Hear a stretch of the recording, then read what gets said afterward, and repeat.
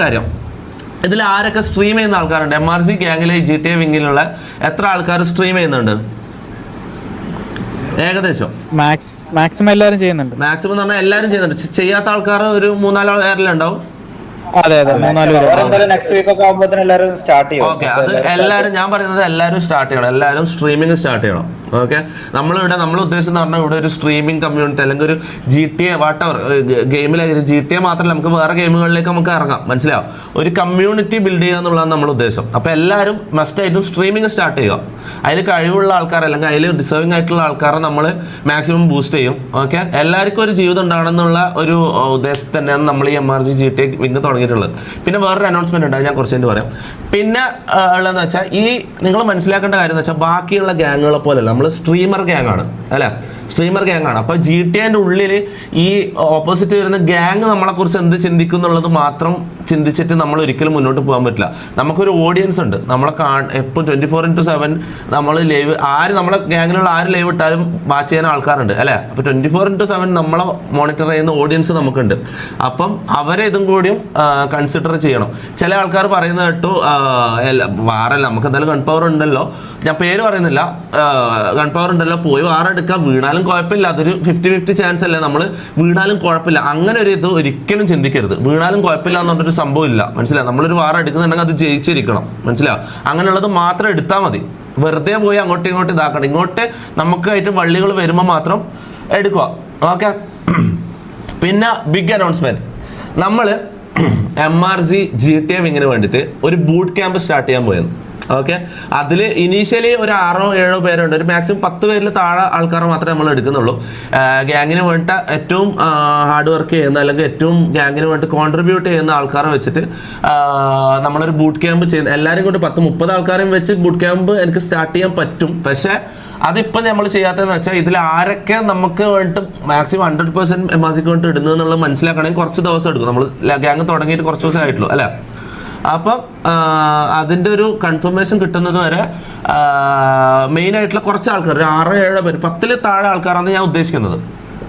Okay, മിക്കവാറും എറണാകുളത്തായിരിക്കും, അല്ലെങ്കിൽ സ്ഥലം ഞാൻ ഉറപ്പിച്ചിട്ടില്ല. ഒരു വലിയ പ്രൊജക്റ്റാണ്, എല്ലാവർക്കും streaming setup with salary with നിങ്ങളെല്ലാ ചിലവുകളും എല്ലാം ഇതൊക്കെ ഒരു 40-50 ലാക്സിൻ്റെ ഒരു വലിയ പ്രൊജക്റ്റാണ് നമ്മൾ ചെയ്യാൻ പോകുന്നത്. ഈ വർഷം എന്തായാലും നമ്മൾ ചെയ്യും. അപ്പം ഞാൻ പറയുന്നതെന്ന് വെച്ചാൽ സ്ട്രീം ചെയ്യുന്ന ഓരോ ആൾക്കാർ ചിന്തിക്കേണ്ട ഒരു കാര്യം എന്ന് വെച്ചാൽ സ്വന്തം ഇത് ഒരിക്കലും ചിന്തിക്കരുത്. ഗ്യാങ്ങിന് എന്ത് സംഭവിച്ചാലും ഗ്യാങ്ങിന് എങ്ങനെ അത് ബാധിക്കും എന്നുള്ള രീതിയിൽ മാത്രം ചിന്തിച്ചിട്ട് കാര്യങ്ങൾ ചെയ്യാൻ പറ്റും. ഇപ്പോൾ ഫോർ എക്സാമ്പിൾ ഇപ്പം ആർക്കും ഒരാൾ പറ സ്ട്രീം ചെയ്യുന്ന, ഇപ്പം ആക്റ്റീവായിട്ട് സ്ട്രീം ചെയ്യുന്ന ഒരാളെ പേര് പറഞ്ഞേ. ഷെയ്ഖ് അല്ല, വേറെ മെമ്പേഴ്സ് എനിക്കറിയാത്ത. ഷെയ്ഖിനൊക്കെ എനിക്ക് അറിയാലോ, എനിക്ക് അധികം പരിചയമില്ലാത്ത. കൂപ്പർ സ്ട്രീമർ അല്ലേ, ബ്ലേക്ക്. ഓക്കെ, ബ്ലേക്കോ കൂപ്പറോ വാട്ടവർ. ഇപ്പൊ കൂപ്പർ സ്ട്രീം ചെയ്യുന്നു. സ്ട്രീം ചെയ്യുമ്പോൾ GTA ഉള്ളിൽ സ്ട്രീം ചെയ്തുകൊണ്ട് നിൽക്കുമ്പോൾ എന്തെങ്കിലും ഒരു സിറ്റുവേഷനോ ഇതോ കാര്യമോ വന്നിട്ട് അത് സ്വയം ഇപ്പൊ കൂപ്പറിന്റെ ഈഗോനിലേക്ക് ഈ കൂപ്പറിന്റെ ഓറനെ ബാധിക്കും എന്നുള്ള ലെവലിൽ ഒരിക്കലും ചിന്തിക്കാൻ പറ്റില്ല. അത് MRCയിൽ എങ്ങനെ ബാധിക്കും എന്നുള്ള ലെവലിൽ മാത്രമേ ചിന്തിക്കാൻ പറ്റൂ. മനസ്സിലാവും? എടാ ഒന്നും മിണ്ടാണ്ടിരിക്കാൻ, ഞാൻ അവിടെ സംസാരിച്ചോണ്ടിരിക്കാതെ. അപ്പം എന്ത് സംഭവിച്ചാലും ഗ്യാങ്ങിന്റെ ഓറൻ അല്ലെങ്കിൽ ഗ്യാങ്ങിന്റെ റെപ്യൂട്ടേഷൻ എങ്ങനെ ബാധിക്കും എന്നുള്ള ലെവലിൽ മാത്രമേ ഓരോ കാര്യങ്ങളും തീരുമാനിക്കാനോ സംസാരിക്കാനോ പറ്റൂ. ഓരോ വാക്ക് സംസാരിക്കുമ്പോൾ സൂക്ഷിക്കണം. മനസ്സിലാവും? പിന്നെ SRR ആയിട്ടുള്ള ഇതെന്തായി പറഞ്ഞ് സംസാരിച്ചതാക്കിയില്ലേ?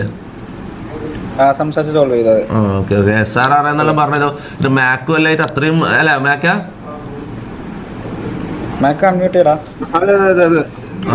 ബന്ധമുള്ള നമുക്ക്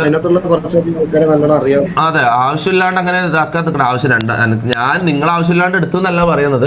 ഞാൻ പറയുന്നത് മാക്സിമം ഹോൾഡ് ചെയ്ത് നിൽക്കുക. മനസ്സിലാവും? ഇപ്പൊ നമ്മൾ തുടങ്ങിയിട്ടേ ഉള്ളൂ. നമുക്കൊരു കോർഡിനേഷൻ ഇതെല്ലാം സെറ്റ് ആകുന്നത് വരെ അല്ലെങ്കിൽ നമ്മൾ കുറച്ച് കാലം ഇതിൽ തഴയുന്നത് വരെ നമുക്കൊന്ന് വെയിറ്റ് ചെയ്യാം. ഓക്കെ, എന്നിട്ട് നമുക്ക് സിറ്റുവേഷൻസ് ഇതെല്ലാം എടുക്കാം, അല്ലെങ്കിൽ വാറുകളെല്ലാം എടുക്കാം. ഓക്കെ, ഇപ്പൊ നമ്മളെ ഗ്യാങ്ങിന്റെ ഇമ്പ്രൂവ്മെന്റിന് വേണ്ടിയിട്ടുള്ള കാര്യങ്ങൾ ഇവനില്ലേ, ഉസ്മാനില്ലേ? ഉസ്മാന്റെ ബാങ്ക് കഴിഞ്ഞോ? എന്റെ ബാങ്ക് കഴിഞ്ഞല്ല, 28-ാം തീയതി. മാക്സിമം ബാനുകൾ ഇതൊന്നും വാങ്ങാണ്ട് നോക്ക്. പിന്നെ വേറൊരു കാര്യം എന്ന് വെച്ചാൽ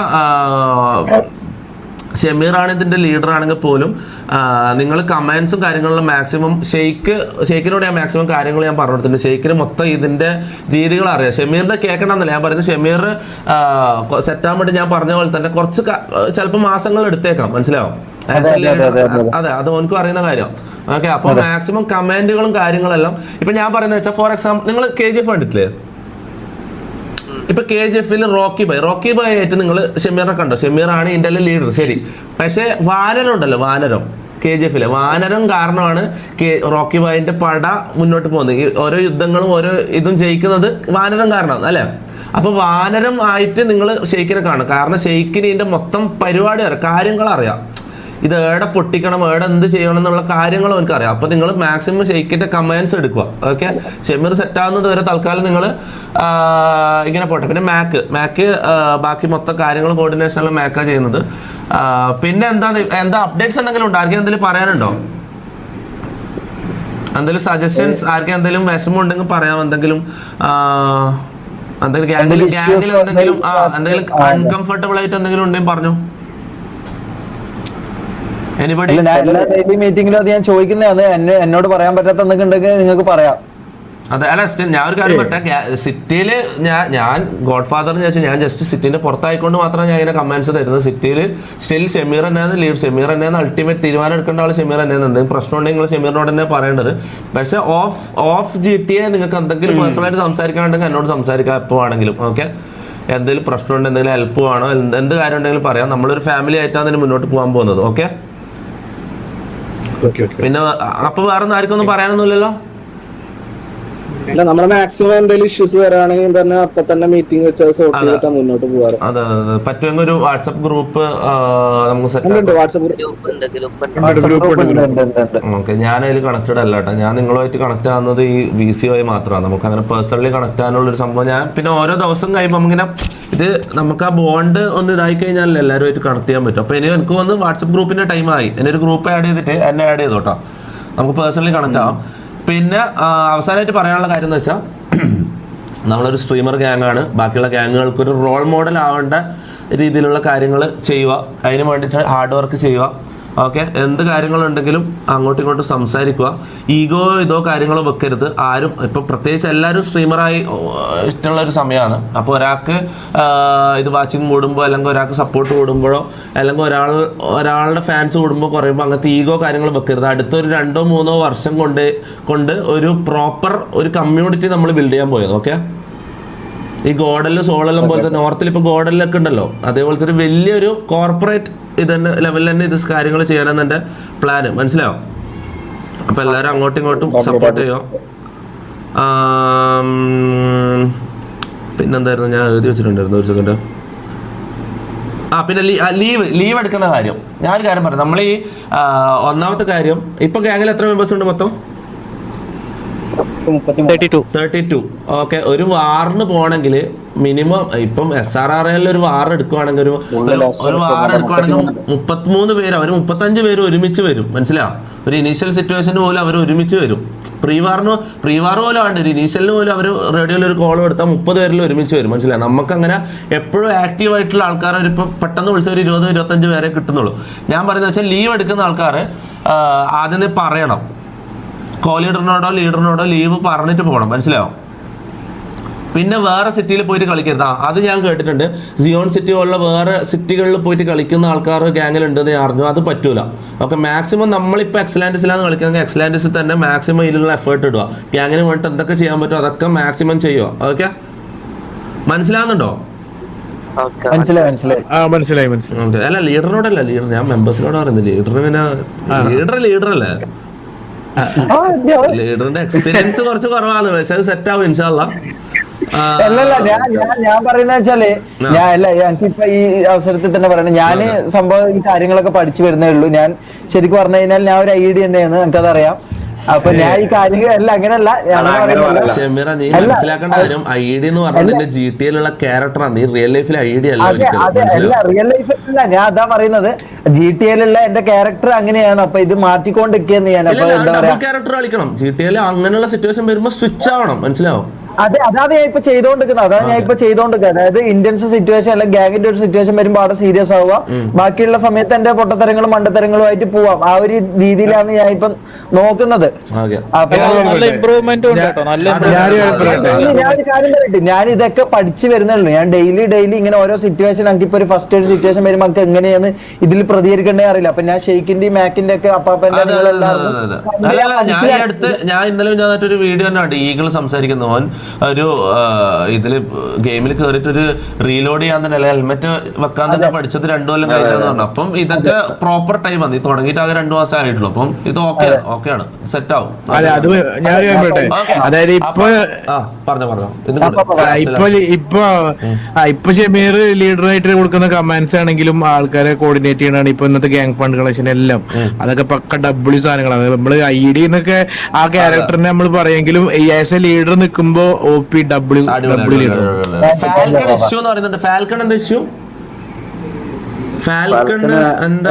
അതാണ് ഒരു കാര്യം കൂടി ലാസ്റ്റ് ആയിട്ട് പറയാനുണ്ട്. പറഞ്ഞു നേരത്തെ പറഞ്ഞില്ല, ഈ MRG ഫാൽക്കൺ എന്ന് പറഞ്ഞ MRG പ്രണവ് തന്നെയാണോ? ഫാൽക്കൺ ആണോ പ്രണവാണോ ഗൺ പവർ? ഇവർ രണ്ടാളും ഒരുമിച്ച് നിൽക്കുന്നുണ്ടല്ലോ. അല്ല അയ്യോ, അത് സെയിം ഗൺ പവർ, അങ്ങനെ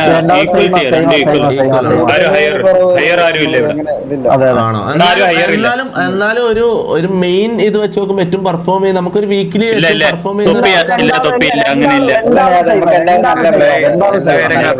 ആണോ? ഞാൻ ചോദിക്കാൻ കാരണം എന്റെ ചാറ്റിൽ അധികം എല്ലാ ദിവസവും വരുന്ന ഒരു പേരാണ് ഈ ഫാൽക്കൺ എന്ന് പറഞ്ഞിട്ട് ഇങ്ങനെ കുറെ ആൾ ഫാൽക്കൺ അത്രയും ഫാൻ ബേസ് വരണമെങ്കിൽ അതിനൊരു കാരണം ഉണ്ടല്ലോ. പേടാണോ?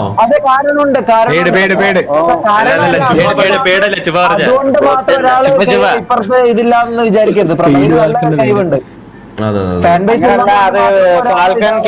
കോലീഡർ ഒക്കെ ആയിരുന്നു, വേറെ ഗ്യാങ്ങിന്റെ ലീഡർ ഒക്കെ. ഓക്കെ, എന്നാലും എനിക്കില്ല, എനിക്ക് ഓഫ് സ്ട്രീം എനിക്കൊന്ന് ഈ ഗൺ പവർ ഉള്ള ആൾക്കാർ എനിക്കൊന്ന് റേറ്റ് ചെയ്ത് എനിക്കൊന്നൊരു വീക്കിലി ഒരു പെർഫോം ചെയ്യുന്ന ഒരു ആൾക്കാരെയാ അങ്ങനെ എന്നാ എനിക്കൊരു ലിസ്റ്റ് വേണം കേട്ടോ. ഇപ്പൊ വേണ്ട, പിന്നെ ഓഫ് ലൈവ് മതി, ഓഫ് സ്ട്രീം മതി. ഓക്കെ, എനിവേസ് ഒറ്റ കാര്യം കൂടി ഫൈനലായിട്ട്. അത് ഇപ്പം നമ്മളിപ്പോ പറഞ്ഞല്ലോ, നമുക്ക് നമ്മളെ മെയിൻ റോൾ മോഡൽ ഗ്യാങ് ആയാണ്ടാണ് നമ്മൾ നോക്കുന്നത്. സംസാരിച്ച് തീർക്കാനുള്ളതൊക്കെ അതാ എനിക്ക് മെയിൻ ആയിട്ട് പറയാനുള്ളത്. അതായത് സംസാരിച്ച് തീർക്കാൻ പറ്റുന്നത് എല്ലാം മാക്സിമം സംസാരിച്ച് തീർക്കുക. ഇങ്ങോട്ട് നമുക്ക് ഇടങ്ങാറും നമ്മളെ ഇതിന് തടയാവുന്നുള്ള രീതിയിൽ വരുന്ന കാര്യങ്ങൾ മാത്രം നമ്മൾ ഏറ്റെടുത്ത് ചെയ്താൽ മതി, മനസ്സിലാവും? അല്ലാത്തതെല്ലാം സംസാരിച്ച് തീർക്കുക. ഓക്കെ, അപ്പൊ എന്തായാലും അത്രേ ഉള്ളൂ. കുറെ സമയം എനിക്ക് ഇവിടെ എന്റെ ലൈവിൽ എനിക്കിത് വലിപ്പിക്കാൻ പറ്റില്ല, പ്രത്യേകിച്ച് GTA ഇവർക്ക് ഇഷ്ടമല്ലാത്തൊരു കാര്യമാണ്. അപ്പൊ എന്തായാലും താങ്ക് യു, മീറ്റിങ്ങിന് പങ്കെടുത്ത എല്ലാവർക്കും താങ്ക് യു. എല്ലാവരും ഞാൻ പറഞ്ഞ പോലെ ഏകദേശം നോക്കി കാര്യങ്ങളെല്ലാം ചെയ്യുക, ഒരു ഫാമിലി ആയിട്ട് മുന്നോട്ട് പോവുക. അങ്ങോട്ടും ഇങ്ങോട്ടും ചാവാൻ വേണ്ടിട്ട് റെഡി ആവണം എല്ലാവരും, മനസ്സിലാവും? അത്രേ ഉള്ളൂ. അതായത് ഒരിക്കലും സെൽഫിഷ് ഇത് വെച്ചിട്ട് ഒരിക്കലും മുന്നോട്ട് പോകാൻ പറ്റില്ല. അപ്പുറത്തിരിക്കുന്നവൻ അല്ലെങ്കിൽ നമ്മൾ ഒന്നിച്ചിരിക്കുന്നവൻ നമ്മളെ ഒരു ബ്രദറാന്നുള്ള മൈൻഡ് വെച്ചിട്ട് തന്നെ അടുത്തൊരു 2-3 കൊല്ലത്തേക്കുള്ള ഒരു ലോങ് ടേം ഡീലാക്കിയിട്ട് നിങ്ങൾ ഇത് കാണും. ഓക്കെ, അല്ലാണ്ട് ഇന്നോ നാളെയോ അല്ലെങ്കിൽ അടുത്ത ഒരു 6 മാസം അങ്ങനെ ചിന്തിക്കില്ല. ഒരു 3 കൊല്ലത്തിൽ നമ്മൾ എവിടെ എത്തും, MRG എവിടെ ഉണ്ടാവും എന്നുള്ള ഒരു വിഷൻ ഉള്ളിൽ വെച്ചിട്ട് എല്ലാവരും ബ്രദറിലായിട്ട് മുന്നോട്ട് പോവുക. ഓക്കെ, അപ്പൊ support each other. Thank you guys. MRG for ever. Thank you, brother. MRG forever. Thank you.